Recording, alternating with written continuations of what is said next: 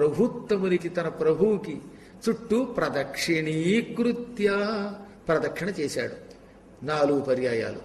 ఎప్పుడు విష్ణు ఆలయానికి వెళ్ళినా 4 ప్రదక్షిణలు చేయాలి. శివాలయంలోనూ అమ్మవారి ఆలయంలోనూ 3 చెయ్యాలి. మొత్తం శివుడి సంతానానికి అంతటికి ఇదే నియమం అనమాట. అందుకనే 3, 6, 9 అలా 3వ ఎక్కంతో ప్రదక్షిణ చేయాలి తప్ప ఇంకా అంతకు మించి మార్చడానికి లేదు. ఒక్క విష్ణు ఆలయంలో మాత్రం 4 ప్రదక్షిణలు, అంతకు మించి చెయ్యదలిస్తే 28 ప్రదక్షిణలు చెయ్యాలి. 4 కంటే ఎక్కువ చేస్తే 28 చెయ్యాలి, లేదా 108 చెయ్యాలి. కఠోర నియమం ఏమిటంటే విష్ణు ఆలయంలో చతుఃప్రదక్షిణం కుర్యాత్ 4 ప్రదక్షిణలు చెయ్యాలి. మంత్రశాస్త్ర ప్రకారం 3 పనికిరావు.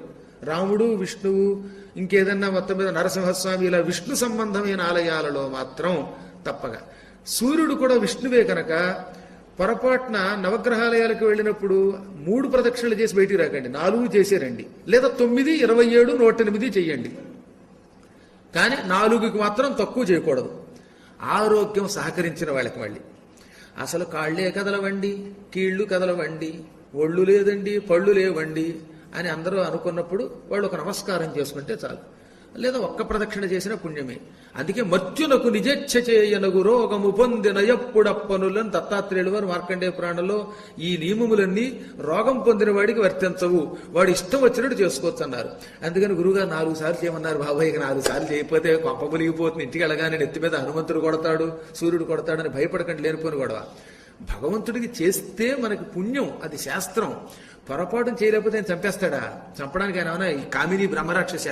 ఆయన మన తండ్రి, ఆయన అవ్యాజ కరుణామూర్తి.